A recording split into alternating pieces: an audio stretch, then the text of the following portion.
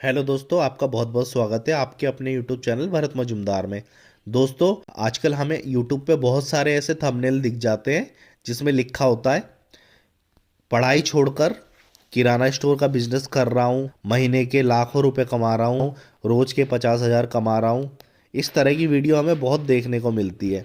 या किराना स्टोर करे लाखों कमाए। तो दोस्तों, इन्हीं वीडियो के ऊपर आज मैं बताने वाला हूँ। लेकिन आप लोगों से रिक्वेस्ट है, अगर आपने अभी तक इस चैनल को सब्सक्राइब नहीं किया है तो अभी कर लीजिए।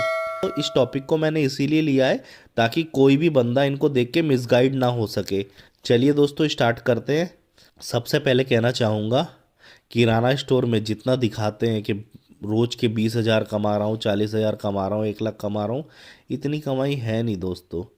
ऊपर से फिर ये लॉन्ग टर्म बिजनेस भी नहीं है। आप इसे 10 साल चला सकते हैं, 12 साल चला सकते हैं, 15 साल चला सकते हैं, लेकिन आगे जाके ये फेड हो जाएगा, डल हो जाएगा, क्योंकि आपके मोहल्ले में या जहाँ भी आपने अपनी दुकान खोली है उसके आसपास कोई और दुकान खुल चुकी होगी। और ये हर रोज़ होता है। यूँ समझो, साल में 10 दुकानें खुलती है, जिनमें से 9 8 दुकानें तो बंद हो जाती है फिर 2 3 साल में। अगले एक आध दुकान ही है जो टिक के चलती है, और उनकी सेल भी बहुत लेस हो जाती है। रीज़न क्या है? नए नए बिजनेस आइडियाज़ आना। जैसे ऑनलाइन बिजनेस आ गए हैं, ऑनलाइन बहुत सारे ऐप आ गए हैं जिनमें हर दिन नए नए ऑफ़र चलते रहते हैं। इसके अलावा आसपास के मोहल्लों में स्मार्ट पॉइंट हो गए हैं ऐसे, जहाँ से आप शॉपिंग कर सकते हैं। छोटे छोटे शॉपिंग मॉल वगैरह हो गए हैं बहुत सारे। बिग बाज़ार टाइप जगह हो गई है बहुत सारी, डी मार्ट जैसी जगह हो गई है जहाँ से लोग अपने घर के रोज़मर्रा की बहुत सारी चीज़ें ले सकते हैं। ऐसे में दोस्तों, क्या लगता है हमारा किराना स्टोर इतना चलेगा? इसी वजह से मैं कहना चाह रहा हूँ, अगर आप कोई पढ़ाई कर रहे हैं, कॉलेज कर रहे हैं, तो इसे ना छोड़े किराना स्टोर खोलने के लिए। क्योंकि पढ़ाई जब आप कर लेते हैं, कोई भी शिक्षा आप लेते हैं, शिक्षा ज़िंदगी भर साथ रहती है। और उसके बेस पे आप आराम से कमा सकते हैं 25,000, 30,000, 50,000, 1 लाख।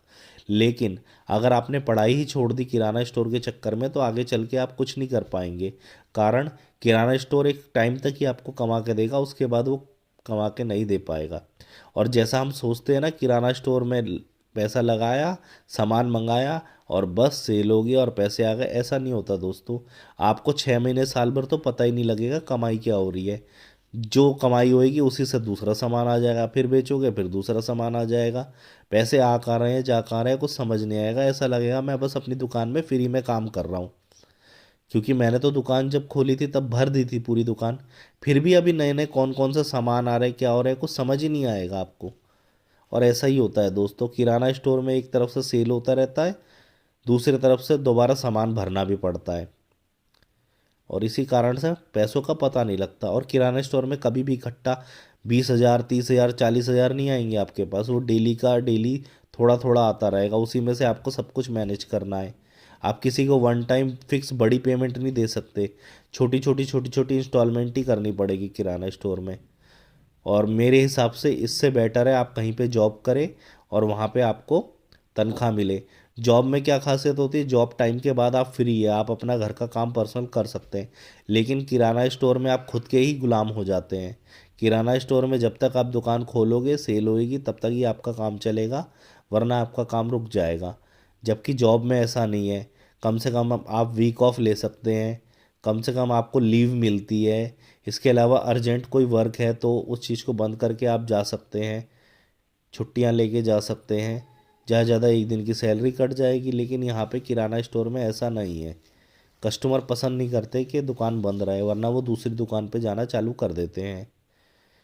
और इसके साथ साथ किराना स्टोर को ऐसा नहीं कि आप 20 30 40 हज़ार में खोल लेंगे। किराना स्टोर की जगह ही लेने में आपको, मान लो अगर आपकी दुकान है तो अच्छी बात है, नहीं है तो किराना स्टोर रेंट पे आपको लेना पड़ेगा। तो उसका भी पहले सिक्योरिटी मनी देनी पड़ती है। फिर उस जगह के फिक्चर लगेंगे, फिक्चर बहुत महंगे होंगे। उसके बाद फिर आपको सामान लाना है, सामान ला के सामान से भरना पड़ेगा। उसके बाद धीरे धीरे कस्टमर आने चालू होंगे। हो सकता है पहले दिन आपकी बिक्री भी ना हो, या बिक्री होएगी, उसके बाद धीरे धीरे बढ़ेगी। 1 साल 1.5 साल तो आपको वैसे ही लग जाएंगे उसको चलाने में, दुकान को। तो मेरी तो यही राय है कि आप अपना पैसे ना वेस्ट करें। और ये परमानेंट सॉल्यूशन भी नहीं है अर्निंग का। एक लिमिटेड टाइम तक के लिए, मैं खुद कर रहा हूँ तो मैं जानता हूँ, ये लिमिटेड टाइम तक के लिए।